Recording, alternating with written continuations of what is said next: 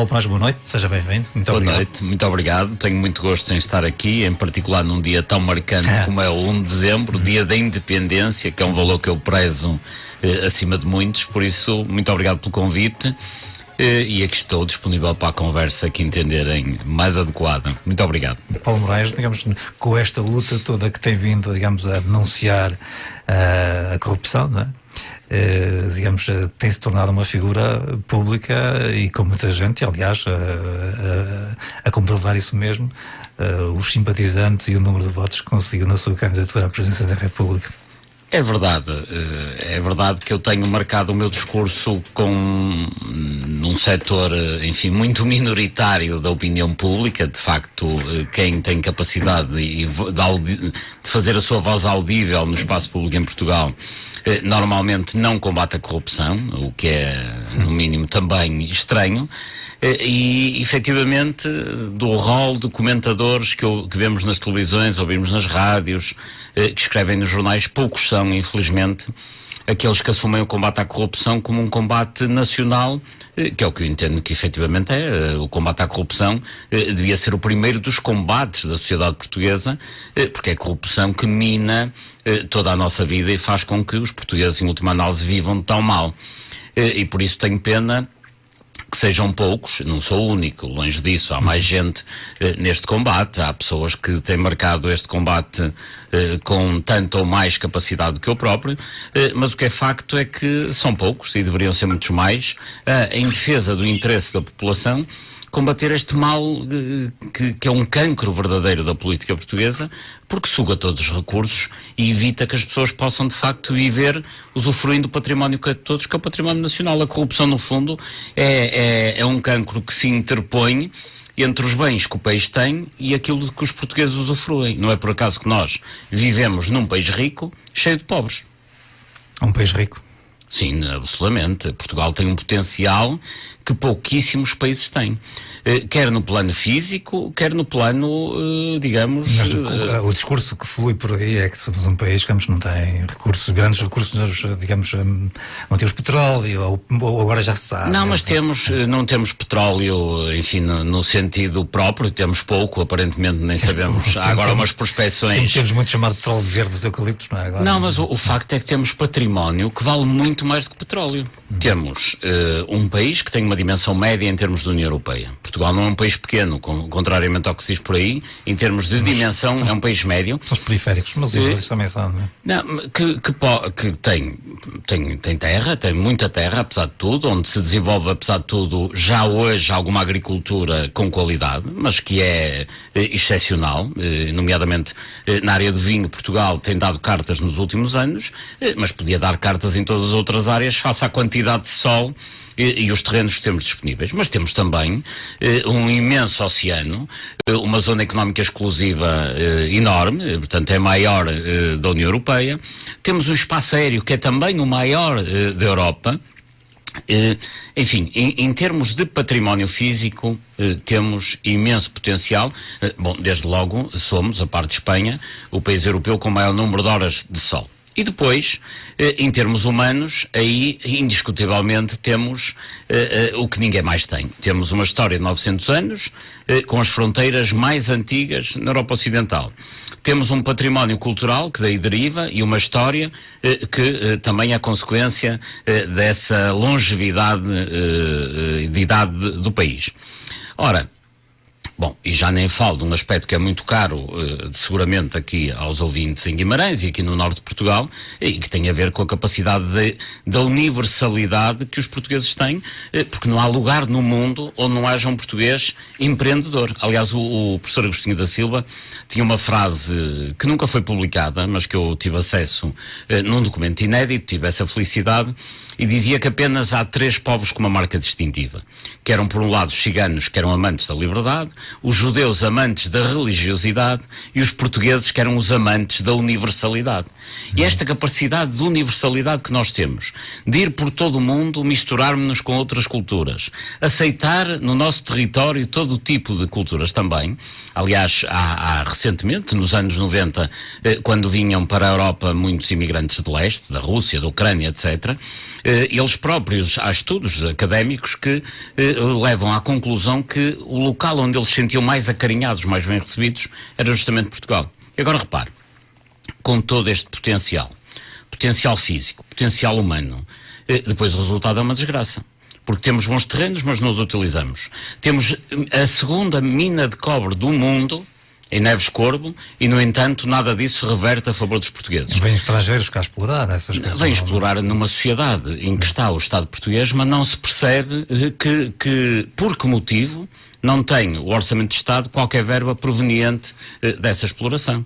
E temos, ao mesmo tempo, o maior espaço aéreo da União Europeia, como referi, enfim, que é gerido a partir de Lisboa por um lado e Santa Maria nos Açores por outro, e as taxas de utilização do espaço aéreo português são das mais baixas da Europa. Ou seja, um avião alemão para passar da Alemanha para o Brasil paga muito menos do que um avião português que passe ou sobrevoa a Alemanha. Portanto, porquê é que acontece isto? Porquê é que não potenciamos todo este nosso capital?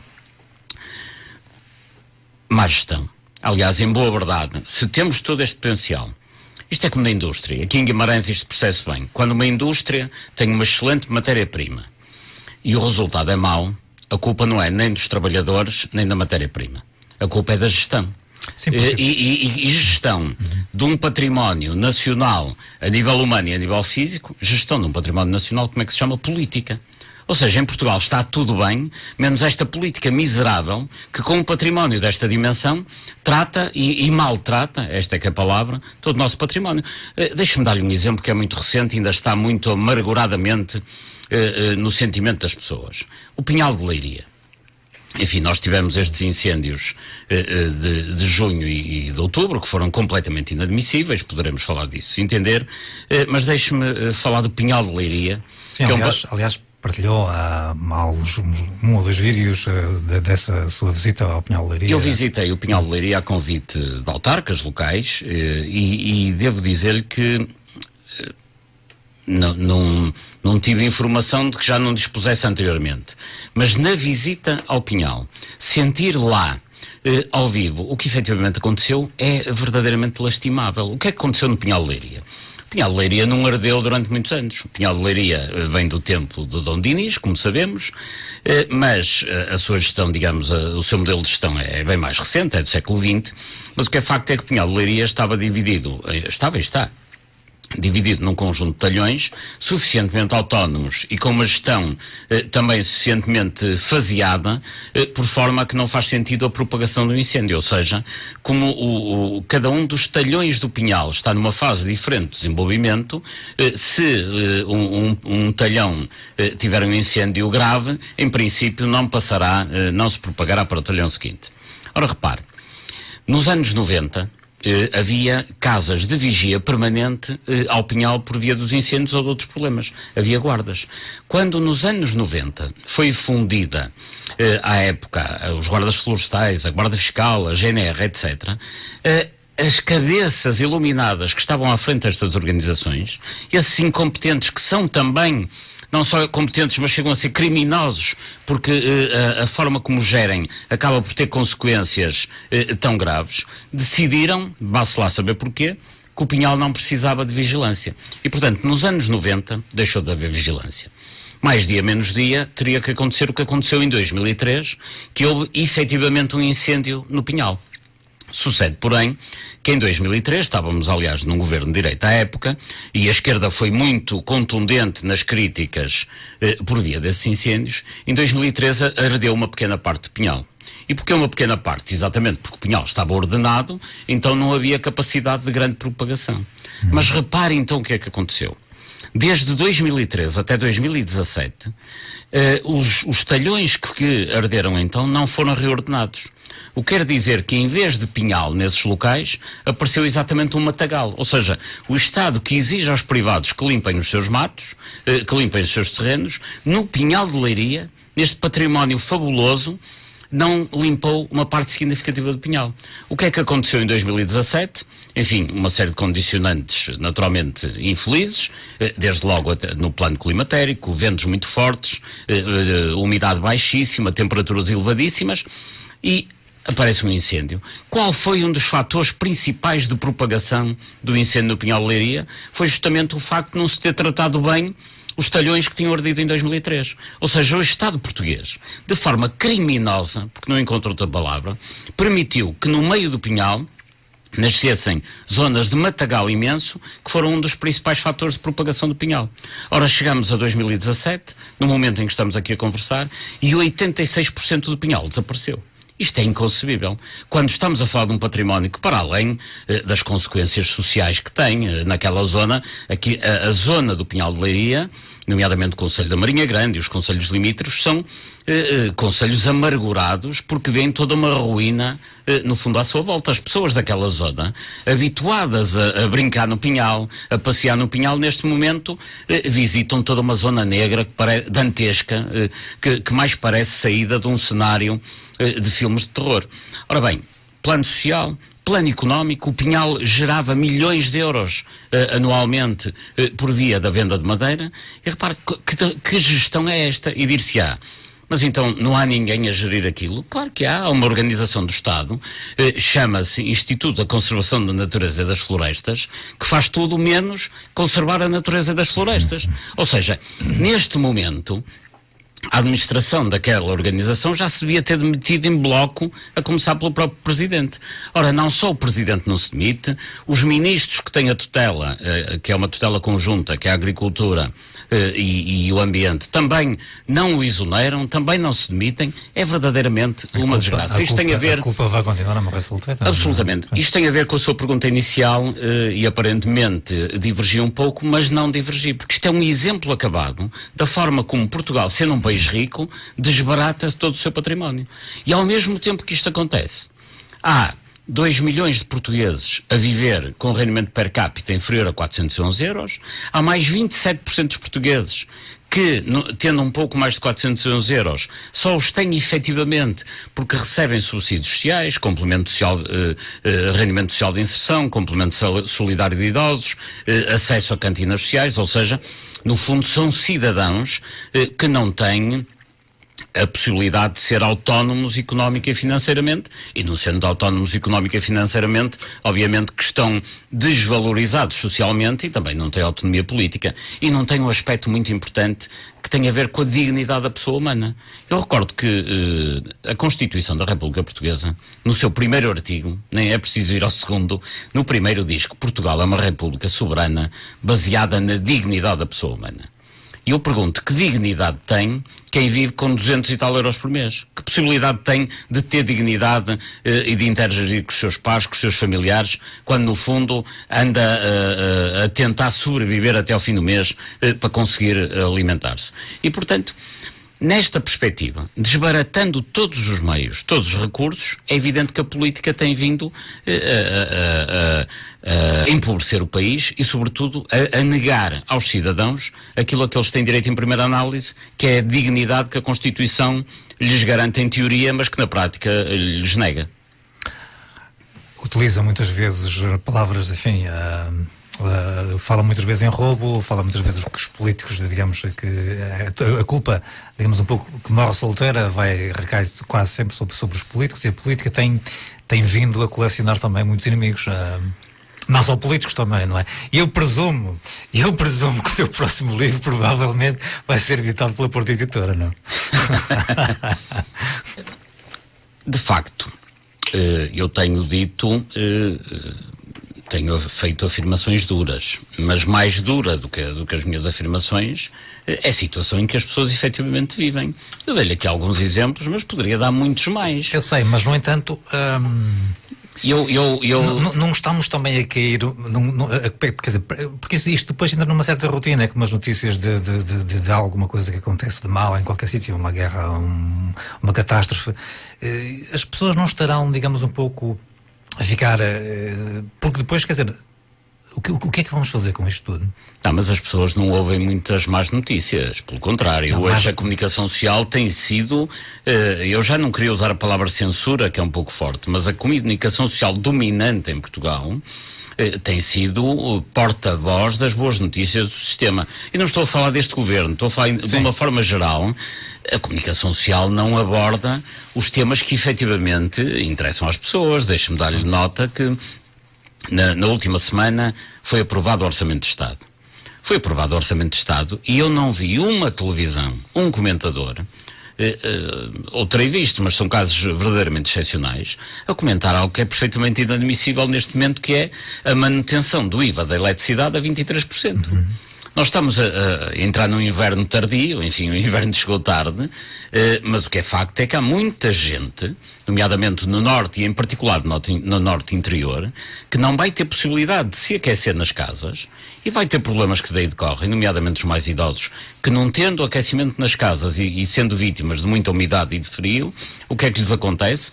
Acabam de ter aquilo que chamam nos hospitais as DPCOs, as doenças pulmonares crónicas obstrutivas, portanto enfisemas, bronquites crónicas, vão parar ao hospital e grande parte delas ao fim de um mês acabam por morrer. Porquê? Porque não tiveram possibilidade de, entre outras coisas, se alimentar devidamente porque não têm dinheiro, nem tiveram capacidade de ter a casa quente porque a eletricidade está caríssima. E está caríssima por diversas vias. Mas uma delas, para os particulares, é o IVA a 23%. Em Portugal, um produto de necessidade extrema, aquilo que se chama um bem público essencial, nos termos da linguagem europeia, esse bem público essencial é taxado a 23%. Mesmo quem tem eletricidade a preço social, paga IVA a 23%. Que sentido faz isto? Repare que sentido faz num bairro social no Porto ou em Lisboa, numa casa humilde em Trás-os-Montes ou no Minho, pagar-se o IVA de eletricidade a 23%, quando a classe média instala-se num hotel em Lisboa e paga o IVA a 6%. Aliás, isto é inconstitucional.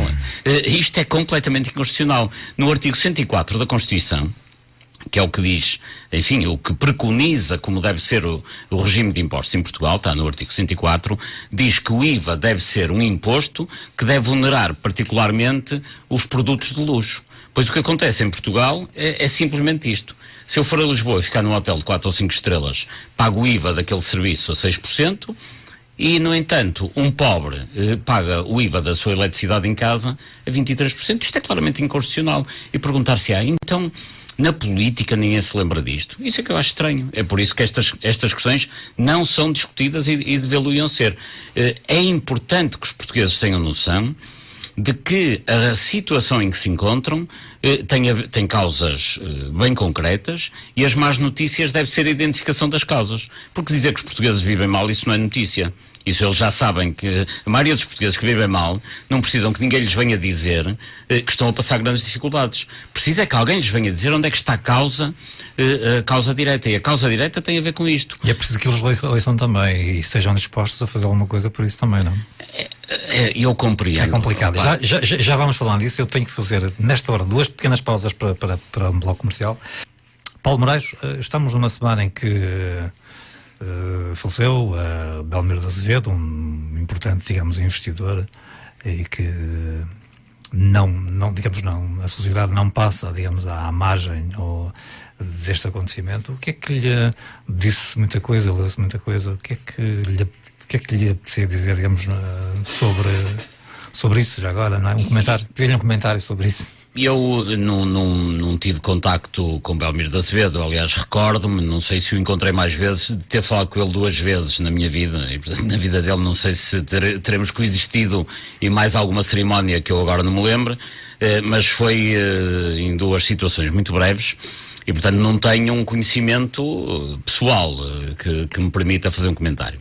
Enquanto empresário, eu julgo que ele, enfim, como todos, fez coisas bem e mal na vida, e apesar, enfim, de ter falecido, eu acho que ele teve um erro que penso que pode ser grave para a própria SONAI nos próximos anos, que foi a ligação que permitiu que se fizesse, com ele ainda ao comando, com Isabel dos Santos, com a filha do presidente de Angola. Essa parceria veio à contracorrente de tudo o que tinha sido feito no grupo que ele liderava até então, e eu na altura devo dizer que fiquei um pouco triste com essa situação.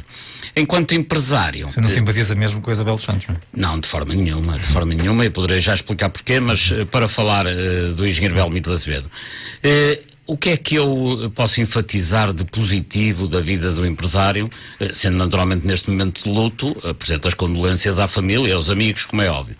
Mas o que é que eu posso enfatizar de mais positivo? É que Belmiro de Azevedo, tanto quanto me foi dado perceber, e a informação que me foi chegando, era acima de tudo um empreendedor. Mais do que ganhar dinheiro, Belmiro de Azevedo queria fazer coisas. E fez. E não é frequente ouvir-se um grande empresário, pelo menos, digamos, a ter um tom bastante crítico ao nosso sistema político. E esse é um outro aspecto, mas Belmiro de Azevedo é uma pessoa que fez coisas. Nós passamos nas ruas, nas estradas e vemos... digamos, ele era efetivamente um empreendedor. Há muitos pseudo-empresários que não são mais do que financeiros, que ficam sentados no escritório porque fizeram grandes negócios com o Estado. Ou seja, nomeadamente os empresários que estão ligados à área financeira, à banca, às parcerias privadas. Há muito pseudo-empresário que mais não é do que um comedor na manjedoura do orçamento. Belmiro de Azevedo não foi isso. Belmiro de Azevedo tem esse mérito, terá feito muitas boas opções e más opções, é um ser humano. Terá tratado bem alguns trabalhadores e outros menos bem, mas o que é facto é que tem esse mérito, foi um fazedor. Belmiro de Azevedo sabia pronunciar bem o verbo fazer. Fazia hipermercados, fazia fábricas e naturalmente, ao criar toda essa riqueza, criava também muitos postos de trabalho e por isso acho que a sociedade portuguesa deve-lhe isso. Deve-lhe também algo que é muito importante em Portugal, que era uma pessoa sem papas na língua, sem os salamaleques habituais em Portugal, dizia o que tinha a dizer e acho que isso, num país tão pantanoso na sua vida pública, acho que isso é um mérito. Portanto, eu gostava de destacar estes dois méritos do engenheiro Belmiro de Azevedo, que era a sua capacidade de dizer o que lhe apetecia e tiro-lhe o chapéu por isso, era a sua capacidade de fazer coisas, também lhe tiro o chapéu por isso. Enfim, entristeceu-me um pouco quando verifiquei essa sua ligação ao poder corrupto de Angola, que é de facto algo que mancha de sangue as mãos de quem se aproxima deles. Mas aí é que também gostava de lhe colocar esta questão já agora. Os negócios, os grandes negócios que se fazem hoje e as empresas têm, digamos, a competição é feroz, não é? Nós vimos, por exemplo, as emissões de gases da Volkswagen e quase todas, não é? Os negócios, para se fazerem negócios hoje em dia, para as empresas ganharem dinheiro e conseguirem competir, tem que haver, digamos, corrupção, promiscuidade, digamos, política. Parece-me que as coisas não Eu acho que não, acho que não. Mas acha que não tem que ser assim ou acha que não são? Não são assim.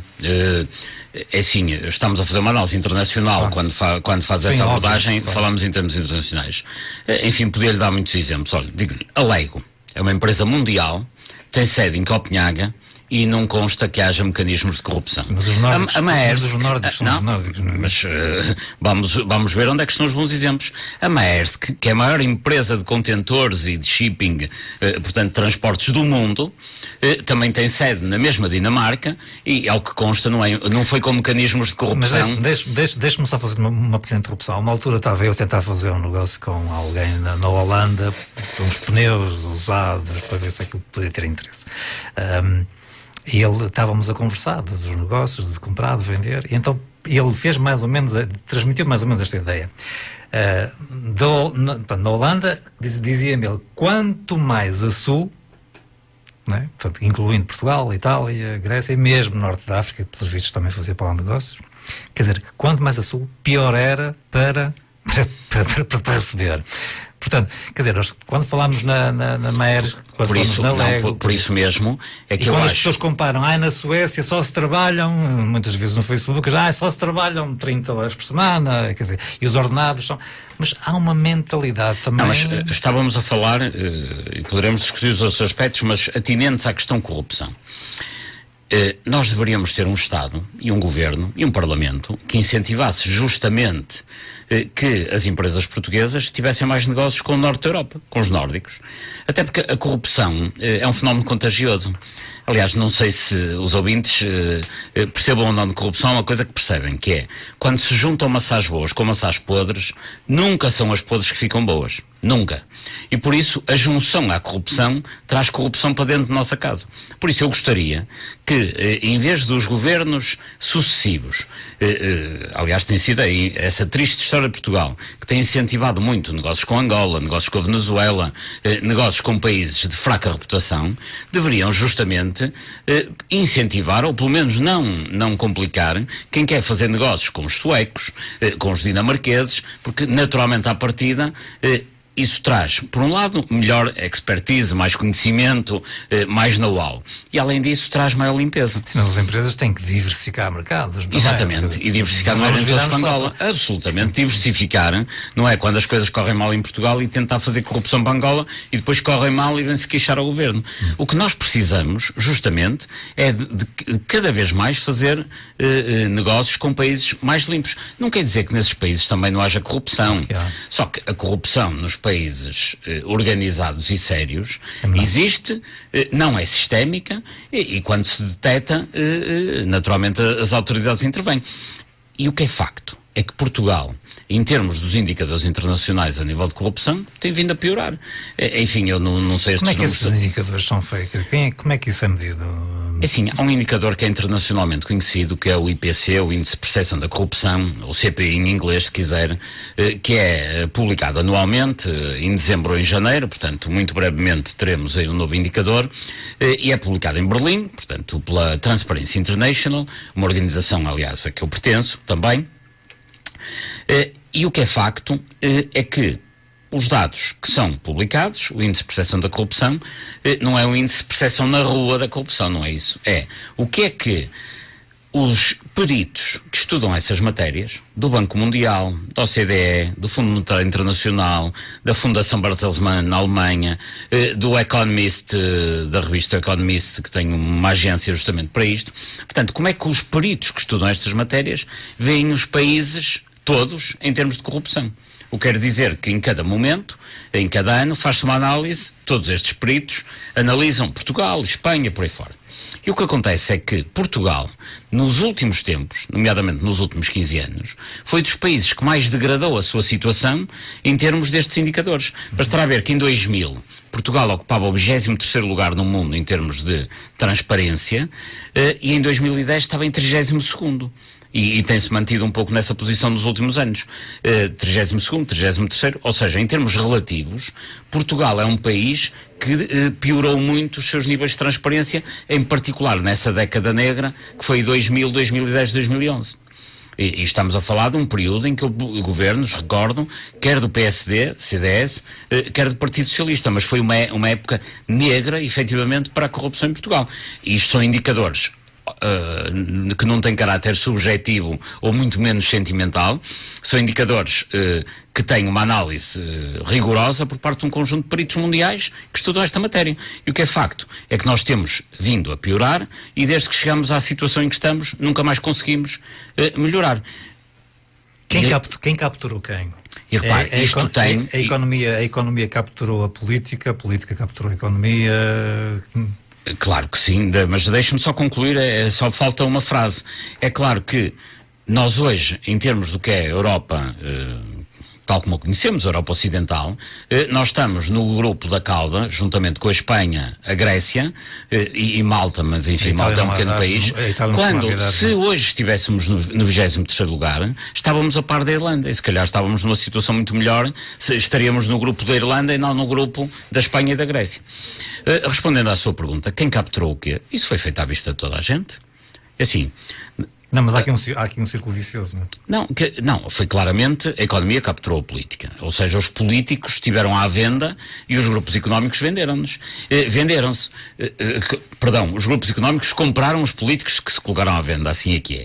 Mas repare, quando falamos de corrupção em Portugal, falamos corrupção no Euro 2004, na Expo 98, nas parcerias público-privadas, na compra de submarinos, no BES, no BANIF, no BPN e no BPP, enfim... são casos que não acabam mais. E repare que são casos que são conhecidos, portanto isto é feito à descarada, é sistémico, já se meteu no regime, e cada um destes casos que eu citei, e poderia continuar naturalmente, cada um destes, o Fundo Social Europeu, foi assim que isto começou lá nos anos lá para trás com o Grupo Amorim, com a própria UGT, enfim, que fizeram desaparecer não sei quantas verbas do Fundo Social Europeu.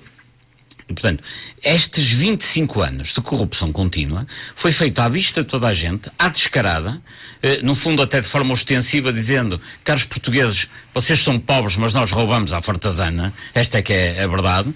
E o que acontece é que todos estes casos são sistémicos, são permanentes e são muito caros. Cada um destes casos que eu falei são milhares de milhões de euros que custam aos cofres do Estado português. Mas as pessoas têm noção de que tem havido todos estes casos, não é? E isto entrou em catadupa depois, não é? Com os bancos, não é? Foram uma série deles, não é? E depois parece que isto, quer dizer, a culpa morre sempre solteira, não acontece nada, não se vê ninguém... E justamente morre solteira porquê? Porque os grupos económicos que fazem estas grandes negociatas têm ao seu serviço os políticos que lhes dão a substância, que lhes oferecem de mão beijada a manjedoura em que se tornou o Orçamento de Estado. Bom, e depois quem é que dá a forma? São as grandes sociedades de advogados. Portanto, os grupos económicos conseguiram, usando, por um lado, grupos de políticos que se põem de cócaras perante os interesses desses grupos económicos, e sociedades de advogados que depois dão a forma adequada, nomeadamente do seu ponto de vista legal, a tudo isto, conseguem, no fundo, usufruir do dinheiro dos cidadãos, sugar os recursos a todos os cidadãos e a todo o país, de uma forma aparentemente legal, aparentemente apenas, mas deixe-me dar-lhe exemplos. Quer dizer, nós, quando vemos situações como as parcerias público-privadas, como o BPP, como o BPN, todos esses casos, quem é que foram os empresários que estiveram envolvidos nesses? São, por um lado, grandes empresários, mas sempre ligados a grandes políticos. Quando vemos pessoas como Dias Loureiro, Oliveira e Costa, Manuel Pinho, Sócrates, enfim, todos estes atores são atores que ora andam na política, ora andam nos negócios e que fazem este transvase dos recursos dos cidadãos para estes grupos económicos. Mas não há meio de se mudar isto, de eleição após eleição? Tem que se mudar. Nós, quando vemos, deixe-me dar dois exemplos, que para mim são os mais dramáticos. Não se esqueça do que vai dizer, porque eu vou fazer a segunda pausa nesta hora. Íamos dar alguns exemplos, Paulo Moraes. Estava a tentar ilustrar... Quer falar do Infarmed e a transferência? Posso falar de qualquer exemplo, porque eles infelizmente são muitos e matéria-prima não falta. Se a matéria-prima que em Portugal não falta, é matéria-prima para ilustrar aulas sobre corrupção e sobre o que não deve existir num país. Mas deixe-me dar-lhe dois, até porque vêm de governos diferentes. As parcerias público-privadas, em particular as rodoviárias, nomeadamente... Isso é melhor que o Euromilhões, pá, não é? É melhor que o Euromilhões, é melhor que o Euromilhões e vamos ver como é que os Principalmente a Ponte Vasco da Gama, não? Absolutamente. Começando pela Ponte Vasco da Gama. Enfim, não posso ilustrar todos porque precisaríamos de um programa de 20 horas, 2 horas não chegamos. Na garagem tempo para investigar isto tudo. Vamos à Ponte Vasco da Gama. Vamos à Ponte Vasco da Gama. Uma questão de cada vez. Okay. Vamos à Ponte Vasco da Gama. A Ponte Vasco da Gama custou, em preços atualizados, cerca de 800 milhões de euros. Ou seja, foi na altura feita por privados. Dizia-se à época que o Estado não tinha dinheiro para fazer a ponte, então tinha que recorrer a uma parceria com privados, que era uma PPP, já na altura não se chamava PPP. Ainda havia um pouco de vergonha, chamavam aquilo Project Finance, para dar um nome estrangeiro que sempre permite fazer vigarice de uma maneira menos traduzida e menos perceptível. Então faz-se um Project Finance e pedi às pessoas que ouvissem, que atendessem a estes números, porque eles são maus demais, mas são verdadeiros. Desses 800 e tal milhões, cerca de 900, 300 foram, digamos, doados ao negócio, ao fundo perdido, por parte da União Europeia. Mais 300 vieram num empréstimo do Banco Europeu de Investimentos, mas avalizado por quem? Pelos privados que fizeram o negócio? Não. Avalizados pelo Estado português, pelo próprio Project Finance. Ou seja, em 900 milhões, aproximadamente, estou a falar em ordem de grandeza, 600 milhões, os privados nem sequer meteram nada, zero. Mais metade, não? Portanto, 300 milhões vieram ao fundo perdido, mais 300 milhões no empréstimo avalizado e financiado pelo Estado português. Além disso, entrou também neste negócio a Ponte 25 de Abril, cujas portagens passaram a reverter para o concessionário da Ponte Vasco da Gama, nomeadamente a Lusoponte. Essa parte aqui é a parte mais difícil de entender. Ou seja, moral da história, os privados que iam pagar a ponte pagaram apenas 200 milhões de euros, aproximadamente. Estou a falar por ordem de grandeza, como é evidente, sem grande rigor, não é aqui possível dar os números ao euro. Mas foi cerca de 200 milhões de euros. Ou seja, ainda se abrisse um concurso para os privados. Com pouco mais de 20% do valor da obra, eles conseguiram ter a concessão da Ponte Vasco da Gama, a concessão da Ponte 25 de Abril, o exclusivo das travessias sobre o Tejo, ou seja, se amanhã algum grupo internacional quiser fazer uma nova ponte rodoviária sobre o Rio Tejo, terá que pagar uma comissão à Lusoponte, e conseguem tudo isto por uma geração, pagando apenas 20% de negócio. Mas repare, isto que eu disse até agora foram as boas notícias, que as más vêm a seguir. A Ponte Vasco da Gama começou a funcionar em março de 1998. Abriu para a Expo, como se recordarão, foi no tempo da Expo 98. Ora, em 2001, já há um relatório do Tribunal de Contas, cujo relator é o Dr. Carlos Moreno, que está na net. Quem quiser consultar este relatório pode encontrá-lo na internet. É um relatório público do Tribunal de Contas. Aliás, ele lançou um livro, que diz, justamente, em que explica também estas matérias, e o Dr. Carlos Moreno diz o seguinte, diz o relatório do Tribunal de Contas, aliás, que à época, relatório de 2001, com a ponte a funcionar há apenas 3 anos, o Estado já tinha beneficiado os privados em 900 e tal milhões de euros.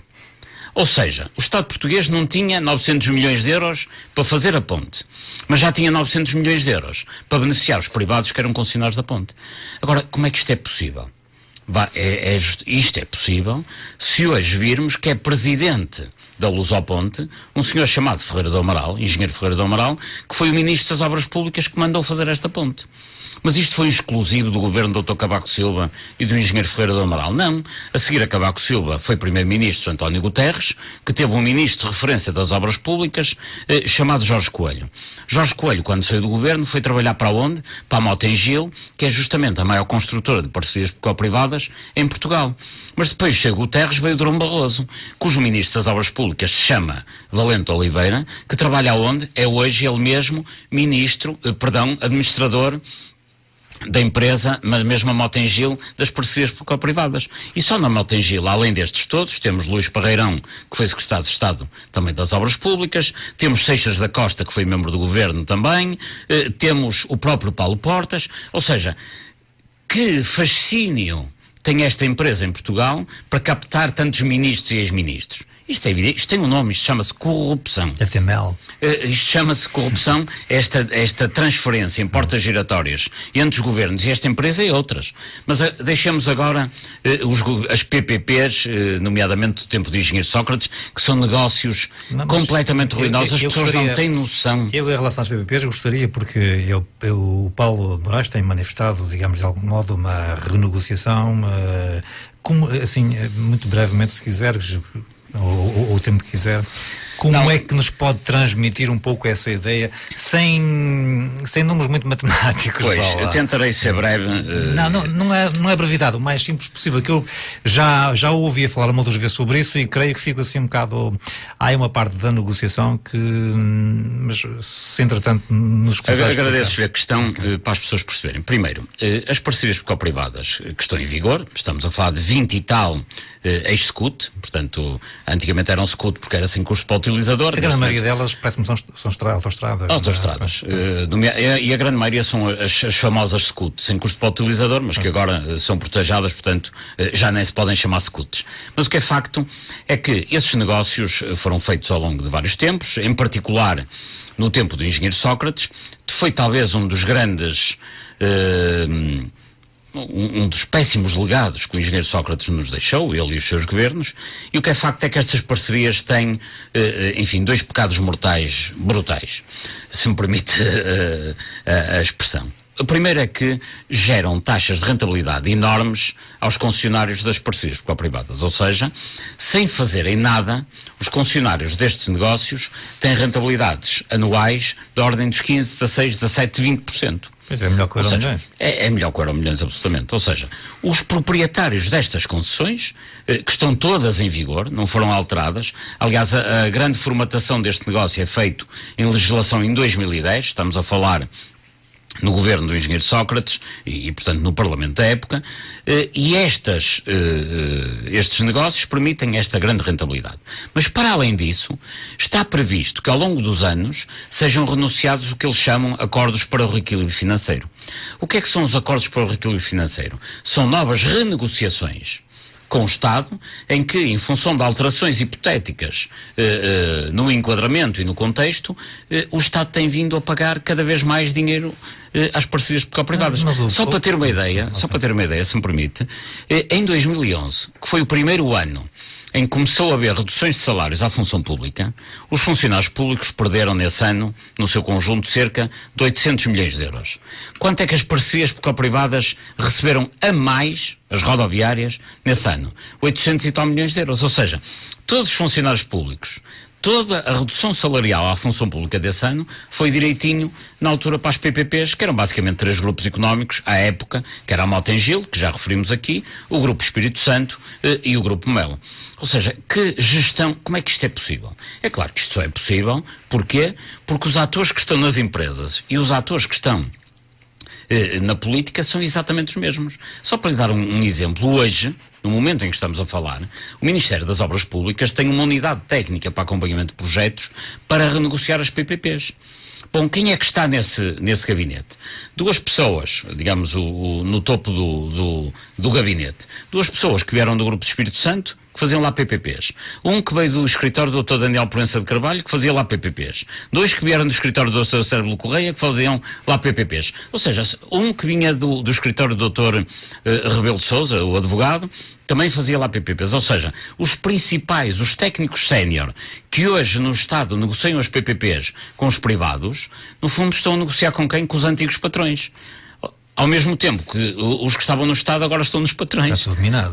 Trocaram de lugar de mesa. Os que estavam nas empresas passaram para o Estado, os que estavam no Estado passaram para as empresas. Basicamente são os mesmos. Mudança de cadeiras. Mudaram de cadeiras, exatamente. E continuam todos a fazer o quê? Mais uma vez, peço desculpa da expressão que não é simpática, a olhar para a manjedoura que é o Orçamento de Estado e a permitir que os amigos vão lá sugar os recursos. Mas mudemos um pouco a agulha e falemos não só do PS, falemos do Dr. Passos Coelho e do PSD, de um outro negócio que foi uma vergonha para Portugal, foram as privatizações. Não chegou, mas podíamos falar das privatizações, mas eu gostaria, temos cerca de 3 minutos para acabar esta hora, se pudesse então explicar como é que poderíamos, digamos, renegociar as PPPs. Tem razão, a renegociação das PPPs... Sim. Portanto, relativamente às PPPs, aliás, a Frente Cívica que dirijo suscitou 2 questões. A primeira foi, entregou uma queixa na Procuradoria-Geral da República, justamente para analisar todas estas questões que acabei de falar. Quando é que foi isso? Foi em julho, portanto, antes do verão, imediatamente antes do verão, entregámos uma queixa na Procuradoria-Geral da República, cujo objetivo foi solicitar, numa reunião que eu tive com a senhora Procuradora-Geral, solicitei-lhe que se fizesse uma profunda investigação, para saber por que razão o Estado fez tão maus negócios e quem são os responsáveis. Aliás, quem são os responsáveis estão identificados. Agora, isso eu não tenho dúvida sobre essa matéria.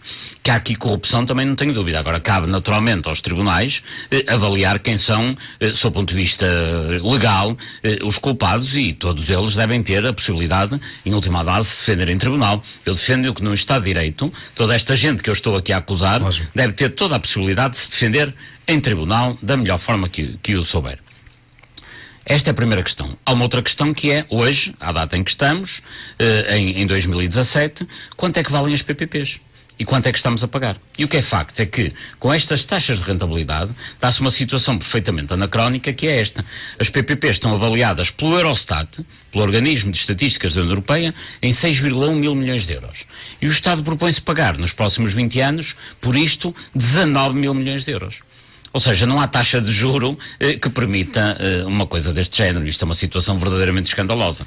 Então o que nós defendemos é que, independentemente de apuramento de responsabilidades de tudo o que está para trás, neste momento o que há que fazer é extinguir as PPPs. E é justamente nesse sentido que a Frente Cívica está a trabalhar e vai apresentar muito brevemente um projeto de lei. Extinguir, digamos, o modelo Não extinguir a própria parceria, porque para as pessoas entenderem rapidamente, as autoestradas são propriedade do Estado. O que acontece é que a sua exploração em termos deste negócio está concessionada pela via do mecanismo de parceria público-privada, e o que deve ser extinto é o contrato de parcerias público-privadas. O modelo. Exatamente. E esta extinção deve-se fazer como cessando os contratos. E naturalmente, nesse sentido, nós pedimos... Mas deverá certamente haver linhas para que vão, digamos, penalizar o Estado? Não. A partir do momento, eu tenho clara noção de que não, e não só sou eu, muitos juristas o dizem. O Estado, a partir do momento em que o património é avaliado em 6,1 mil milhões, o que tem que fazer, naturalmente, é pagar esses 6,1 mil milhões e não muito mais.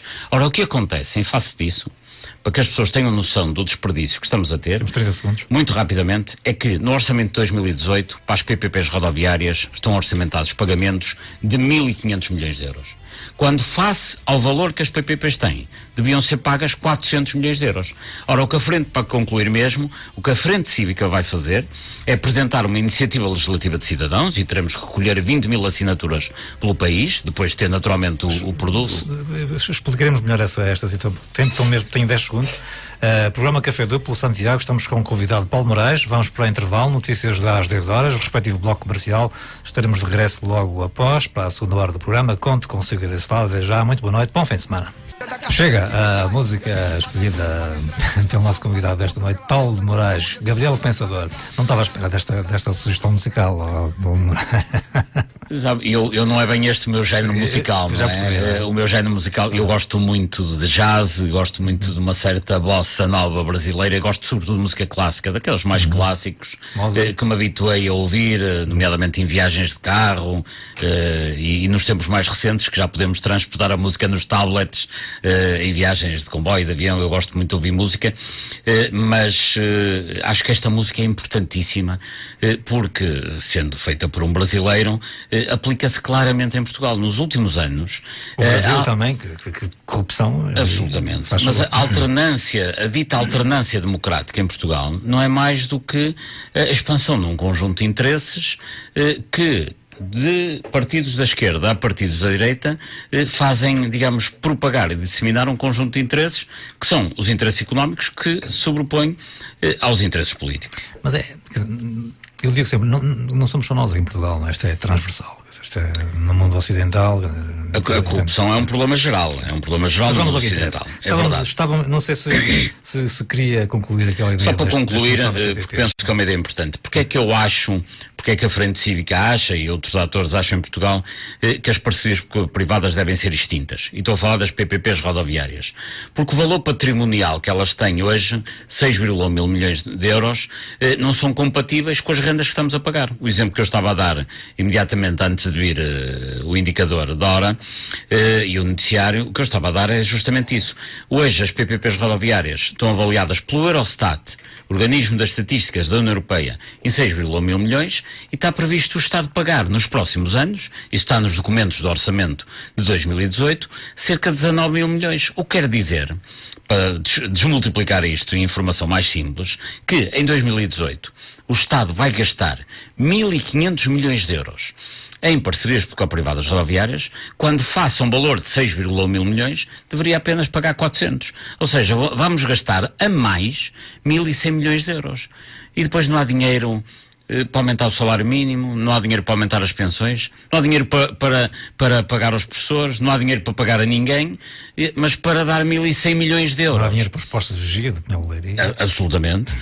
Mas para pagar 1.100 milhões de euros aos concessionários das PPPs a mais, eu recordo, não é 1.100 milhões de euros, é 1.100 milhões a mais, há sempre dinheiro. Mas agora deixe-me ir mais longe. No mesmo orçamento de 2018 está previsto que o Estado irá colocar no Fundo de Resolução da Banca 850 milhões. Irá colocar em participações na área financeira 2,4 mil milhões. Ou seja, isto tudo somado dá 5 mil milhões de euros, que é tanto como as empresas pagam de IRC em todo o país durante um ano. Onde é que anda à esquerda?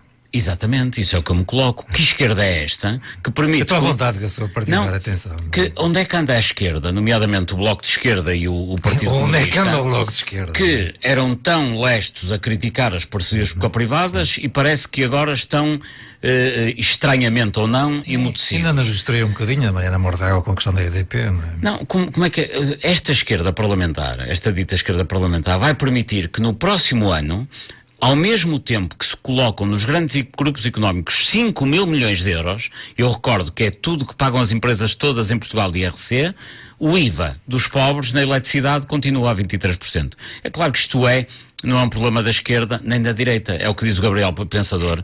Ora leva pancada da esquerda, ora leva pancada da direita. E como eu estava a falar de muita pancada da esquerda, nomeadamente na questão das PPPs, deixe-me falar da mais recente pancada da direita, que foram as privatizações do tempo do Dr. Passos Coelho, que privatiza o EDP, verdadeiramente vendeu-a ao preço da chuva aos chineses. Privatizou a REN, privatizou o CTT, privatizou a ANA, privatizou tudo e mais alguma coisa de uma forma completamente absurda, se quer saber. Eu acho que o Dr. Passos Coelho entrará para a história de Portugal como o privatizador. Os reis tinham cognomes, não é? Dom Afonso Henriques, enfim, aqui bem perto de nós era o conquistador, pois Passos Coelho, se fosse rei, seria o privatizador. Porque ele privatizou empresas porque davam prejuízo, dizia ele, que era a TAP. Privatizou outras porque davam lucro, como aos CTT. Ou seja, qualquer argumento servia. Ora era porque chovia, ora porque fazia sol, privatizava. E privatizou num esquema de promiscuidade entre a política e os negócios, de que não havia memória de facto, desde tempos igualmente recentes do tempo de Sócrates. Eu, enfim, posso escolher qualquer um exemplo, ou talvez a EDP, que foi o primeiro mais marcante que marcou a sociedade portuguesa. Estávamos nos tempos do Programa de Assistência Económica Financeira a Portugal, o tempo da Troika, e privatiza-se a EDP. Ora, repare bem, quando se privatiza a EDP, que é vendida aos chineses, a privatização daquele lote de capital público na EDP, quem era a comissão parlamentar que fazia esta análise? Era vice-presidente Dr. Miguel Frasquilho, que trabalhava simultaneamente no BES, era deputado e trabalhava no BES, e no grupo BES, o que é que ele fazia? Trabalhava na BESIC, assessorava os chineses. Ou seja, ele de manhã no Parlamento, ou à tarde, tanto faz, estudava o problema da EDP em termos públicos, e depois, na outra parte do dia, ia ajudar os chineses a comprar a EDP. Veja bem o absurdo que isto é. Mas depois, na mesma comissão parlamentar, estava um deputado, que era na altura Adolfo Mesquita Nunes, que trabalhava num escritório de advogados, Moraes Leitão, Galvão Teles, Soares da Silva e associados, um escritório de advogados, que assessorava a EDP. E um outro deputado, que era Pedro Pinto, aliás um deputado famoso do PSD de Lisboa, trabalhava numa empresa que dependia absolutamente da EDP. Ou seja, naquela comissão parlamentar que avaliava a privatização da EDP, estavam uma série de deputados que estavam envolvidos em negócios com a própria EDP e com os compradores da EDP. Portanto, isto é completamente absurdo, uma promiscuidade absoluta. Mas já agora deixe-me dizer-lhe, o governo na altura criou uma comissão governamental para fazer o controle desta situação, liderada na altura pelo professor Daniel Baessa, enfim, por um conjunto de académicos que, obviamente, como eram contratados pelo governo, disseram que estava tudo bem aquilo que o governo fez. Ou seja, em vez de haver uma comissão independente, houve uma comissão dependente, governamentalizada, que disse que estava tudo bem, e o próprio Conselho de Prevenção da Corrupção, no final, veio dizer que aquilo não tinha corrido bem, ou seja, fez prevenção a posteriori, que é uma coisa inimaginável. Isto é tanto disparate, tanto absurdo, e no fundo quem é que tem prejuízo? Obviamente os cidadãos, e houve aqui uma promiscuidade absoluta, de tal forma que passados 6 meses sobre o processo de privatização, já andava o Ministério Público a investigar as ligações entre o Grupo BES, que na altura não se conheciam, e os atores que no governo tinham estado envolvidos nisto. Mas depois houve uma série de privatizações. Vou só dar 2 exemplos de teor distinto que dizem o absurdo que tudo foi isto e o dano económico e patrimonial que causou ao país. O primeiro tem a ver, claramente, com a venda da ANA, que foi privatizada, cujo detentor hoje é o Grupo Vinci, ainda hoje, o grupo, que sendo um grupo francês, está essencialmente na mão de fundos americanos, e esse grupo detém hoje a gestão dos aeroportos tem essa concessão, mas simultaneamente também é acionista da Lusoponte, que fez a Ponte Vasco da Gama e tem a concessão da Ponte 25 de Abril. Ou seja, há um grupo económico francês detido por americanos que neste momento controla as entradas e saídas na capital do país absolutamente. Isto até em termos de defesa nacional e questões de soberania é perigosíssimo. Bom, e não será de estranhar que mais dia menos dia, como se tenha visto, haja um aeroporto na margem sul. Para quê? Para, entre outras coisas, rentabilizar a Ponte Vasco da Gama, que também lhes pertence a eles. Claro. E é nisto que nós estamos. Bom, deixe-me só contar, para acabar este episódio triste das privatizações, contar-lhe um episódio que foi este, quando foi privatizada a Empresa Geral de Fomento, que é a empresa que trata dos resíduos sólidos, portanto dos lixos de todo o país. Portanto é uma empresa que era pública, foi privatizada, e o governo foi assessorado por uma sociedade de advogados, que foi Moraes Leitão, Galvão Teles, Soares da Silva e Associados. Tempo de Passos Coelho, ministro Jorge Moreira da Silva. Pois a empresa foi adquirida pela Suma, do grupo Mota-Engil, mais uma vez, que já aparece outra vez. Mota-Engil vem toda. E portanto a Suma compra a EGF, assessorado por quem? Pelos mesmos advogados. Portanto, foram a mesma equipa de advogados e de atores, tiveram do lado de vendedor de Estado e do lado de comprador Suma Mota-Engil. Isto é perfeitamente inadmissível, isto é uma promiscuidade total, e é evidente quando isto acontece, obviamente o que fica em causa é o interesse dos cidadãos. Que me diz da sua experiência de candidato a Presidente da República? Quando eu resolvi candidatar-me, portanto, uns meses antes da eleição, do ato eleitoral, tinha, digamos, 3 objetivos.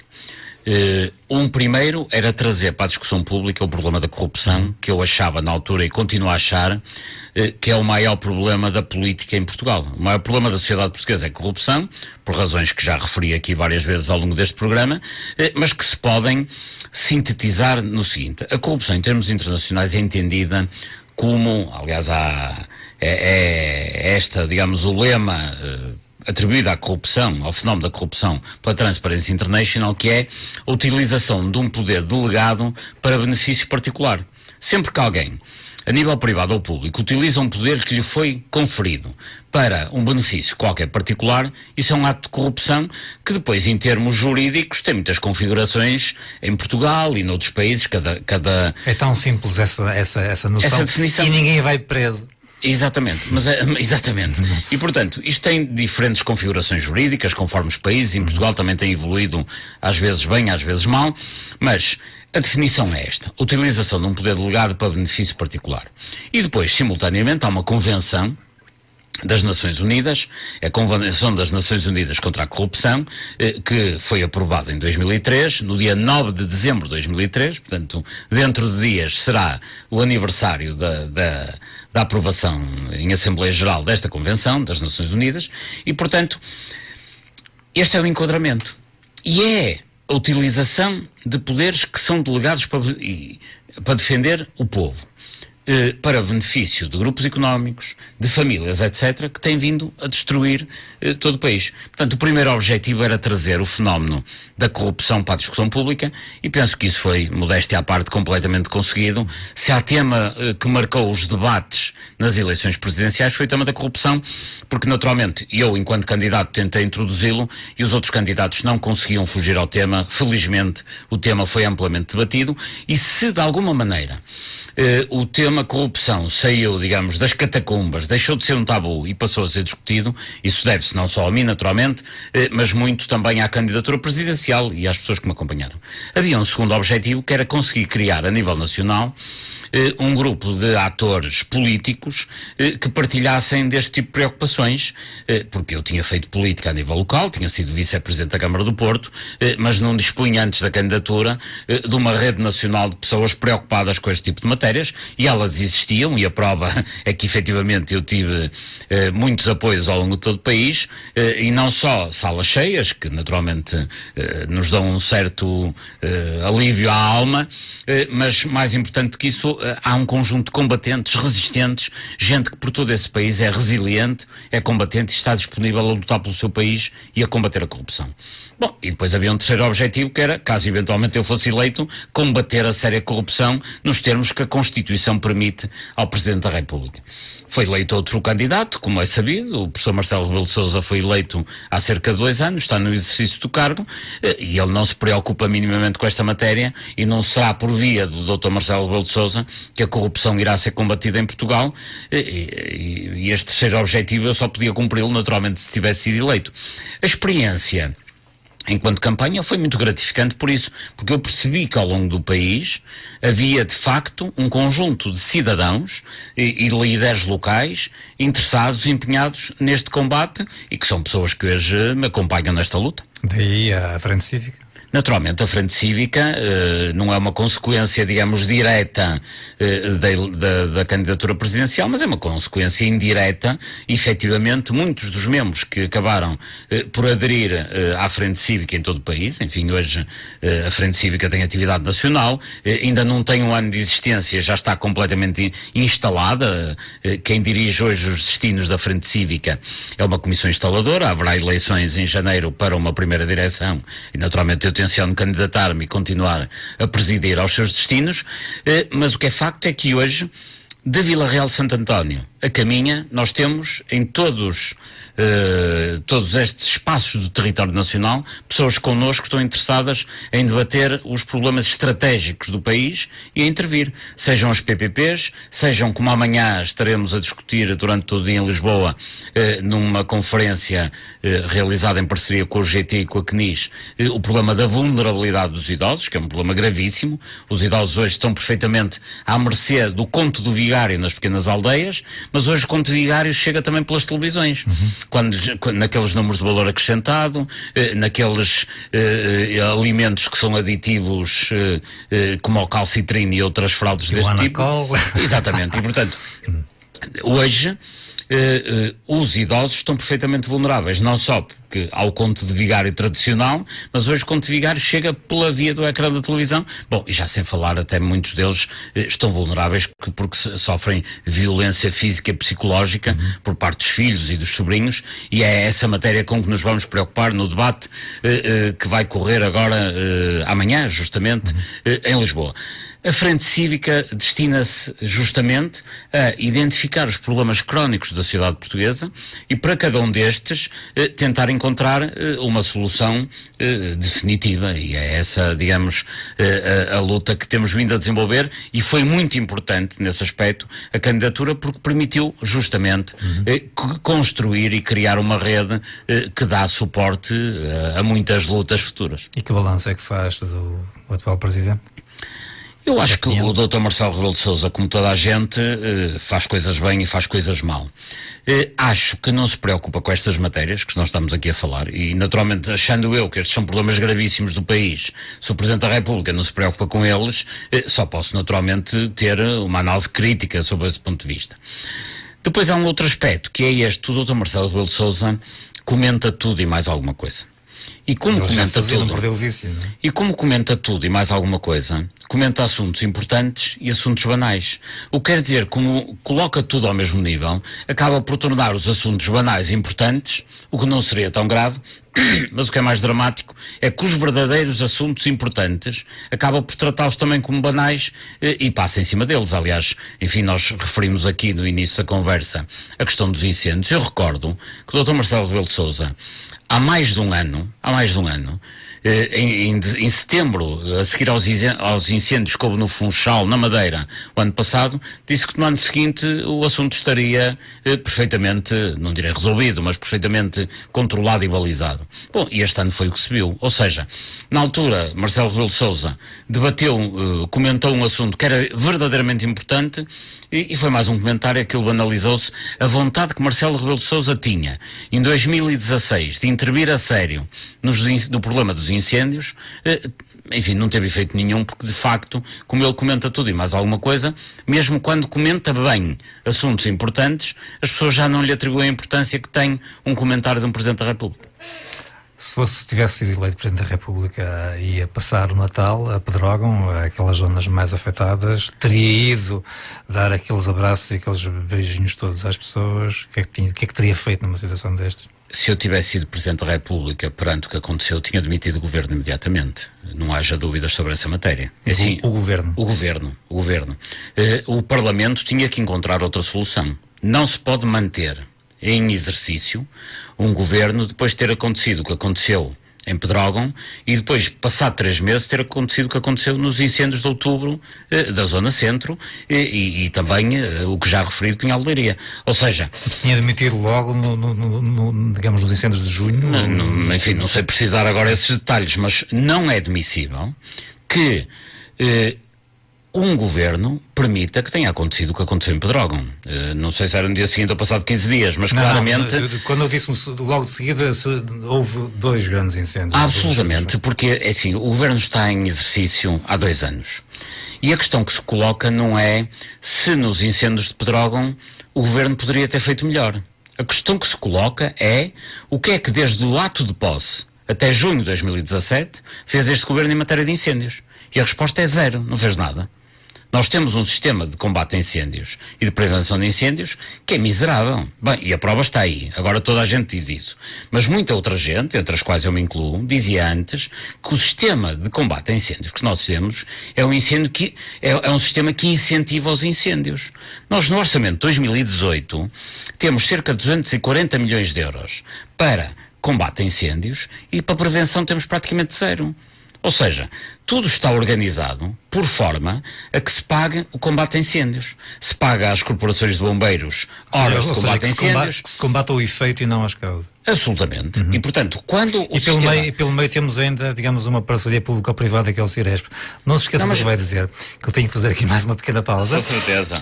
Estamos no programa Café Duplo, à conversa com Paulo Moraes. Já vamos regressar. Muito bem, vamos então na reta final do programa, Café Duplo, sexta-feira, 1 de dezembro, estamos à conversa com Paulo Moraes. Se desejar fazer alguma questão, alguma pergunta, entrar na conversa, enfim, pode fazê-lo, entrar em contacto connosco pelo 253 511 601. Era bom receber aqui a sua chamada telefónica para também dizer de sua justiça, enfim, daquilo que estamos aqui a debater e a falar. Já não sei nem aqui, eu perco-me sempre. Estava eu a dizer que o sistema de combate a incêndios em Portugal não é uma responsabilidade deste governo, é do anterior e do anterior. Sim. Mas o que é facto é que o sistema tem privilegiado o combate, paga horas de combate a incêndio às corporações de bombeiros, paga horas de helicóptero, horas de avião. Bom, e assistimos até situações um pouco esdrúxulas, como seja, um dos principais empresários, detentor de uma companhia de combate a incêndios, de aviões e helicópteros, nomeadamente a Varjetes, é um senhor chamado Domingos Néboa, que é alguém que já foi condenado por corrupção. E, portanto, que tranquilidade tem a opinião pública de um país quando vê que alguém que ganha dinheiro a combater incêndios é alguém que já foi condenado por corrupção. Portanto, é no mínimo estranho. Mas isto é um episódio entre muitos. O facto é que muitas corporações de bombeiros precisam do dinheiro de combate a incêndios até para pagar salários. Portanto, o sistema é miserável. E a culpa é do Dr. António Costa e do seu Ministro da Administração Interna ou da Ministra anterior? Obviamente que não. Mas a questão que se coloca é, no momento em que tomaram posse, e portanto já há mais de 2 anos, há 2 anos exatamente, faz agora 2 anos, esta semana, o que é que eles fizeram para alterar este tipo de situação? O que é que fizeram em termos de prevenção? Porque é evidente aquilo que nós precisamos... As notícias deram conta que fizeram pelo menos algumas nomeações, não é? Exatamente. Nomearam uma série de bois para a Autoridade Nacional de Proteção Civil. Mas a questão, e por isso eu dizia, porque é que eu teria demitido o Primeiro-Ministro? Não é? O que é que eu teria demitido o Primeiro-Ministro a seguir aos incêndios de Pedrógão? Justamente porque o governo não fez absolutamente nada para mudar o paradigma entre o momento que tomou posse e o momento em que houve os incêndios de Pedrógão. É evidente que não é o Primeiro-Ministro, o Ministro da Administração Interna que tem culpa, ou muito menos dolosa, pelo facto de morrerem pessoas. Ninguém pensa uma enormidade dessas, não é isso que estamos a falar. Mas houve uma irresponsabilidade absoluta, na medida em que desde o momento em que tomaram posse até junho de 2017, nada fizeram e compete aos governos governar, tomar decisões para resolver os problemas dos cidadãos. E este governo, nessa matéria, entre a sua posse e 2017, apenas manteve um status quo, que ainda por cima é um status quo miserável. O senhor contraria um pouco a ideia, mudando um pouco de assunto, não é? Nos incêndios, acho que está tudo dito. Ui, quanto mais teríamos para dizer, mas enfim. Claro, eu já vi algumas afirmações suas de contrariar um pouco a ideia de que os portugueses andamos, afinal, a viver acima das nossas possibilidades, isto relativamente à dívida e à crise que se debateu sobre, digamos, Portugal, nomeadamente ali a partir de 2007, 2008, e que nós, entretanto, só verificamos porque estava tudo bem, não é?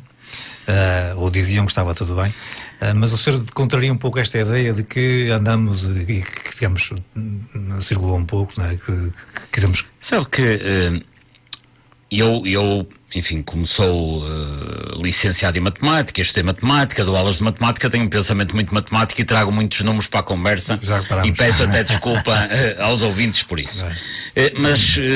Mas nada mais ilustrativo do que os números. Quando a crise começa, digamos, atribuímos a data 2008, 2009, enfim, quando se começa a sentir o efeito da crise, a estrutura da dívida em Portugal, dívida privada, não dívida pública, portanto havia uma dívida pública enorme, mas a dívida privada era essencialmente dívida de negócios imobiliários.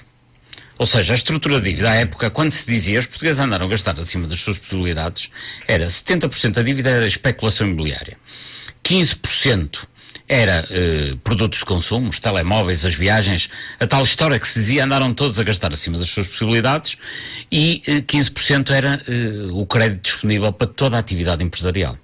Ou seja, em 2008, para toda a atividade empresarial do país, estava disponível apenas 15% do crédito bancário. Para têxtil, calçado, supermercados, hipermercados, tudo. Portanto, isto naturalmente, alguma coisa tinha que correr mal. E 15% é que eram efetivamente gastos em bens de consumo pessoal, casacos, fatos, telemóveis e por aí fora. Os outros 70% decorriam de fenómenos de especulação imobiliária que, por sua vez, decorriam da corrupção. Sobre o crédito imobiliário. Crédito imobiliário, mas não era crédito à habitação aos particulares, era crédito imobiliário geral, aos particulares sim senhor, mas também às empresas e aos promotores imobiliários, que invariavelmente começavam da seguinte forma, invariavelmente não, havia exceções naturalmente, mas maioritariamente eram da seguinte forma: havia um qualquer terreno, como aconteceu em todo o país, sem exceções, havia um qualquer terreno agrícola que era adquirido por alguém com influência política, promotor imobiliário, que, exercendo a sua influência política, transformava um terreno onde havia agricultura de subsistência, de agricultores que até viviam mal, num terreno que passava a ser urbanizável, onde se podia passar a construir, imagine, um prédio de 4 andares, um armazém para logística, ou seja o que for. O que quer dizer, com esta valorização, o terreno que valia, estou a dar um caso concreto que aconteceu em Valongo, numa plataforma logística que hoje existe numa zona chamada Alfena. Um terreno que valia num determinado momento 4 milhões, passado meia hora é vendido por 20 milhões. Portanto, há um terreno que é comprado por 4 milhões, é vendido por 20 milhões. Ora bem... Não me diga que o Valentim Loureiro está metido. Não, não está, neste caso não está, tanto quanto eu saiba. Mas quando acontece... E este negócio que eu estou aqui a falar não é uma exceção. Isto foi uma regra. Estou-me a lembrar deste caso, mas podia referir muitos outros. Apenas para ilustrar. Ora bem, quando um terreno vale 4 milhões e passa a valer 20 milhões, efetivamente, ele meia hora antes só valia 4 milhões porque não se podia construir lá nada. Porque eram zonas onde não se podia edificar, havia veios de água, reserva agrícola, reserva ecológica. E assim, numa meia hora milagrosa, passa a valer 20 milhões. Porquê? Porque aparece um papelinho da Câmara... Não, mas eu vou dizer porquê. Porque o segredo é a alma do negócio. Exatamente. Aparece um papelinho da Câmara que diz que ali já se pode construir. O que quer dizer que provavelmente os rios secaram, a reserva agrícola deixou de ser agrícola, a reserva ecológica assim sucessivamente. Ora bem, quando isto acontece, e isto aconteceu um pouco por todo o país, isto implica uma valorização de 700%, 800%. E em Portugal só há 2 negócios com este tipo de margens, que é o urbanismo e o tráfico de droga. Ora, quer dizer que se instalou no urbanismo o mesmo tipo de máfias que se instalou no tráfico de droga. Com a agravante que no tráfico de droga, de vez em quando, há umas apreensões e ainda há alguém que vai sendo preso. No urbanismo nem isso. Normalmente, quem faz negócios urbanísticos com este tipo de margens, com este tipo de mafiosice, muitas das vezes ainda levam a medalha da cidade no dia da cidade. Mas presos não conheço nenhum. E empreendimentos apreendidos também não conheço nenhum. Ora, o que é que aconteceu? E voltamos à questão do crédito. O que aconteceu é que estes terrenos assim valorizados, e muitos deles construiu-se, casas sem qualidade que desvalorizaram muito rapidamente. Noutros nem sequer se construiu nada, mas sabendo que ia passar ali um qualquer equipamento público, eles foram valorizados justamente para que depois os Estados comprassem mais caros. Algumas das SCUT, que já falamos aqui, que deviam ter, digamos, na sua componente de preço, o terreno devia valer 20%, em alguns casos passaram a valer 40% e 50%. Porquê? Porque foram terrenos artificialmente valorizados pelas câmaras para depois serem expropriados pelo Governo via Ministério das Obras Públicas ou das Finanças. Isto é tão absurdo que as pessoas, se calhar, que nos ouvem até estão a pensar que eu sonhei com isto. Não, em Portugal, durante 20 anos... Mas parece um sonho. É um pesadelo, não é um sonho, é um pesadelo. Durante 20 anos, o Estado andou a valorizar terrenos a privados, que valiam 10, passaram a valer 100, e depois os privados foram vendê-los ao Estado para fazer lá equipamentos públicos. Isto aconteceu, por exemplo, no canal TGV. Em Portugal não há TGV, como se sabe. O programa de TGV foi cancelado, pelo menos até ver. Foi bem a mal cancelado. Mas o que é facto, já lá podemos ir, o que é facto é que para canal de atravessamento TGV foram expropriados em terrenos que foram artificialmente urbanizados para depois serem muito mais caros para os privados receberem muito mais dinheiro. Bom, mas depois ainda aconteceu um terceiro caso. É que há casos em que os terrenos que eram rurais, reserva ecológica, reserva agrícola, etc., foram tornados urbanizáveis, através de um instrumento que é o alvará de loteamento. Enfim, muitos dos que nos ouvem saberão que isso é. Para quem não sabe, o alvará de loteamento é um documento emitido pela Câmara, pelo município, que diz, numa determinada zona, o que é que se pode construir em cada secção, digamos, dessa zona da cidade que é propriedade do promotor imobiliário. Ora, estes alvarás de loteamento foram emitidos, os promotores imobiliários foram à Caixa, ao BES, ao BANIF, ao BPN, etc., pediram créditos, deixando como garantia apenas os terrenos que valiam 40 vezes menos do que o valor dos créditos. Ora, o que é que aconteceu? Por crise, ou por haver crise, ou por não haver crise, ou com razão ou sem razão, muitos destes promotores nem sequer iniciaram as obras que se tinham comprometido. Então o que é que fizeram? Meteram o dinheiro ao bolso, não é bem no bolso, em offshores, em contas secretas no Luxemburgo, por aí fora. Panama Papers, por aí fora. Por aí fora. E o que é que ficou lá? O terreno agrícola de sempre, com as mesmas couves de sempre, e depois entregaram aquilo ao banco.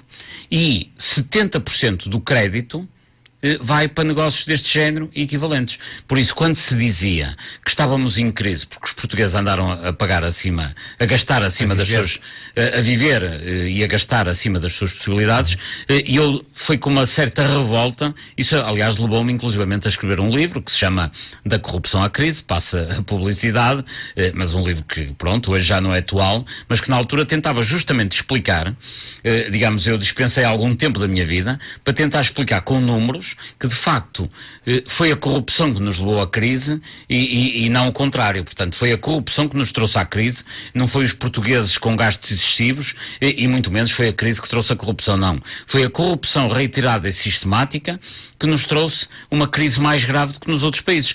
Porque é evidente que a crise foi mundial. Mas já os outros países estavam a sair da crise e nós ainda estávamos a enterrar-nos cada vez mais. Porque nos estavam a dizer que estava tudo bem, não é?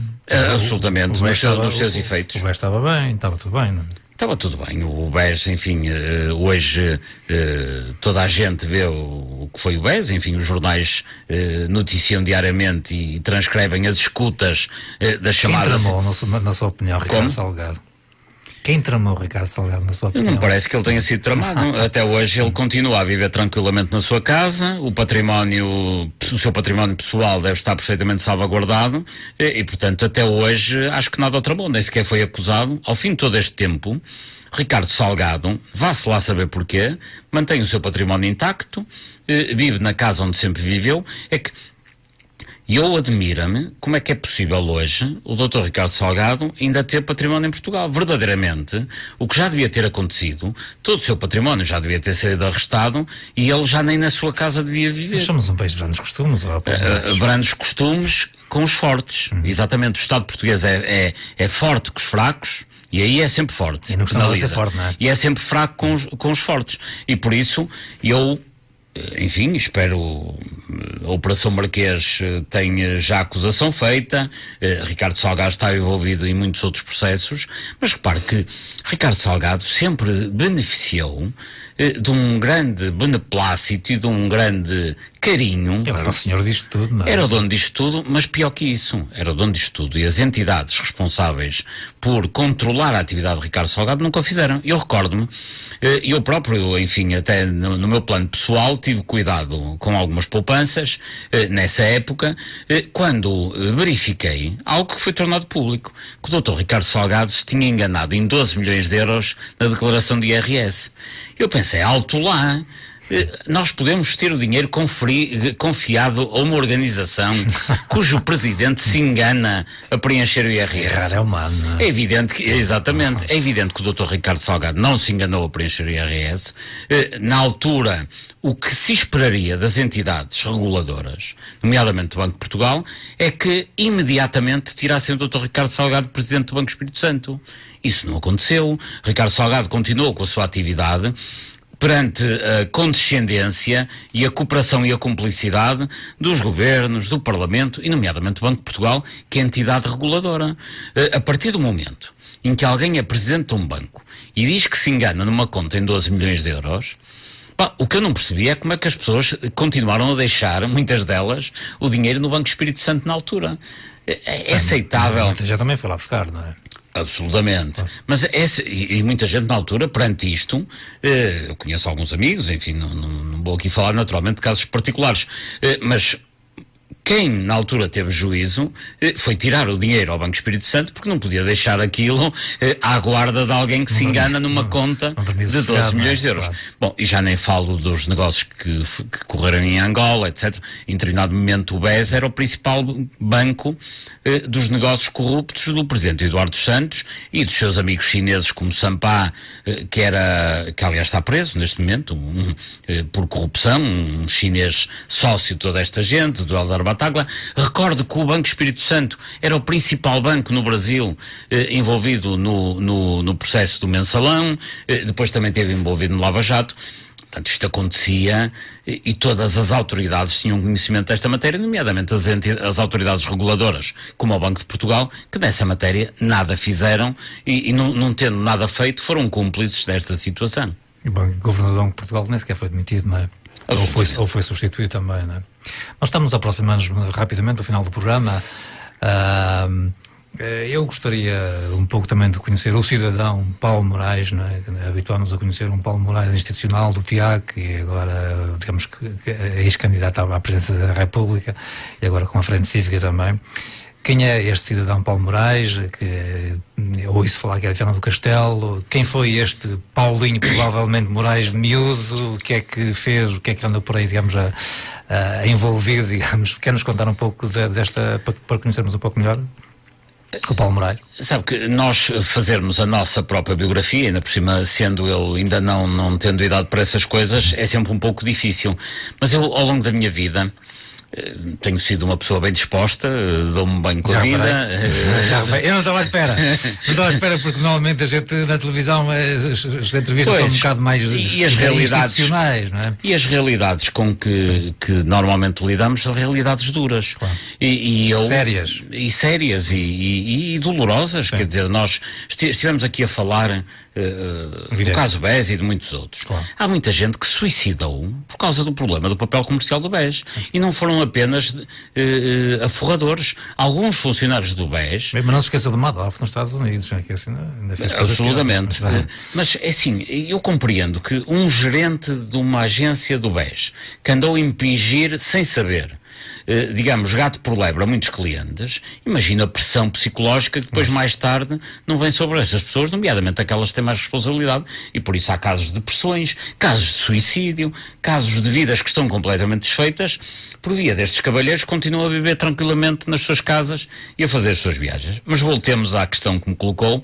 Enfim, eu tenho sido ao longo da minha vida uma pessoa que tive a sorte de nascer numa família que me pôde proporcionar conforto económico, estudar sem dificuldade. Portanto, eu fiz a vida normal de alguém de classe média de Viana do Castelo. Podia viver a sua vida regaladamente. Para que anda a chatear aqui tanta gente? A questão é que eu desde cedo me apercebi. Eu tive a felicidade de viajar desde muito novo. Hoje viaja-se, toda a gente viaja, mas quando eu tinha 7, 8, 9, 10 anos... Principalmente com a Ryanair. Exatamente. Na altura as pessoas viajavam pouco. Eu tive a felicidade de visitar, com os meus pais, outros países, ainda era muito novo, e fui consciencializado ao longo dos tempos. Passeando pela Europa via-se português em toda a parte, português em Paris, português no Luxemburgo, etc. E eu não percebia porque é que os portugueses fugiam tanto de Portugal. Que essa era uma boa questão, que eu queria tê-la discutido um pouco nas Não, e fugiam por uma razão simples, fugiam da fome. Continuam a fugir porque têm lá outras oportunidades. É evidente que hoje já não se passa aquela fome e miséria que se passa, felizmente, que se passava nos anos 60. Mas era comum, nomeadamente na zona onde eu vivia, em Viana do Castelo, no Alto Minho, as pessoas vinham das aldeias trabalhar muitas vezes até para casas, para servir em casas na cidade, e depois mal podiam, imigravam e iam tentar a sua sorte. E o que eu verificava é que muitos desses portugueses, e eu comecei a consciencializar isto, não foi aos 7 anos, como é evidente, mas aos 14, 15, 16, e discutia muito isto na altura com o meu pai, e o que eu verificava é que as pessoas saíam descalças, com a 4ª classe, muitas nem isso, iam para a Alemanha, e passado 3 anos, num país hostil, onde nem sabiam falar uma palavra, eram chefes de secção de grandes fábricas. E, portanto, os portugueses conseguiam prosperar. E a questão que se colocava é, então, se os portugueses lá fora conseguem ser dos melhores, o que é que se passa aqui? É naturalmente a organização e o Estado em que se integram. E por isso, ao longo da minha vida, enfim, tenho tido uma vida relativamente tranquila e feliz, tenho, enfim, escolhido talvez os amigos certos, tenho tido uma vida familiar também tranquila e só me posso, digamos, satisfazer com ela. Tenho tido a felicidade de... A vida tem sido, digamos, para mim, gratificante. Não tem havido grandes doenças à minha volta, na minha família, portanto tenho tido sorte, se quiser. Mas o que é facto é que eu não gosto, e nesse aspecto não sou só eu, há muitos portugueses também não gostam de viver bem com gente a viver mal à nossa volta. E tem sido essa a minha preocupação, mas no fundo tive uma infância tranquila, uma adolescência, digamos, confortável. Vim estudar na altura para o Porto para matemática, era a licenciatura que queria. Bom, e desde aí tenho tido uma vida, essencialmente uma vida académica. Ainda hoje, digamos, a minha parte profissional passo grande parte do meu dia na Universidade Portucalense no Porto, onde sou responsável por cadeiras da área da matemática e da estatística, e é com muito gosto que diariamente tento ensinar matemática, que é, digamos que não é muito popular esta ciência em Portugal, a um conjunto de jovens e dar-lhes, digamos, capacidades para serem bons profissionais. No fundo, tenho uma vida tranquila, vivo numa zona onde gosto, faço férias normalmente também. Não, vivo no Porto. Vivo no Porto. Faço férias onde combino com a minha família e também com os meus amigos, e, digamos, tenho tido sorte, digamos, na vida que levo. Lamento viver num país que está capturado, na maioria do seu património, por um conjunto de bandidos, esta é que é a expressão, que tomaram conta dos negócios e da política. Mas deixe-me continuar para rematar, porque já temos para mais uns 3 minutos para acabar o programa, do cidadão Paulo Moraes. Este programa também me vira um pouco para as questões filosóficas e até religiosas, se quiser. Nesse âmbito, o que é que o move? É crente, é temente a Deus, professa alguma religião? Sabe, eu sou agnóstico, portanto não sou religioso todo em todo. Mas foi educado? Não, na minha família o meu pai também era agnóstico, portanto tínhamos uma tradição religiosa que tem qualquer família de classe média no norte de Portugal, ir à missa, em que as pessoas são batizadas, casam pela igreja, etc. Digamos, eu venho de uma família tradicional e, nesse sentido, toda a tradição religiosa católica se faz sentir, mas do ponto de vista, digamos, doutrinário e conceitual, eu sou agnóstico, sendo que em várias religiões tenho muitos amigos. curiosamente, é dentro das religiões que se encontram as melhores pessoas e também as piores. É uma análise que nós temos que fazer. Os extremos encontram-se nas religiões e acompanho com muita atenção, naturalmente, a vida da Igreja Católica em Portugal e naturalmente, o movimento dos Ahmadis no Paquistão, porque são resistentes.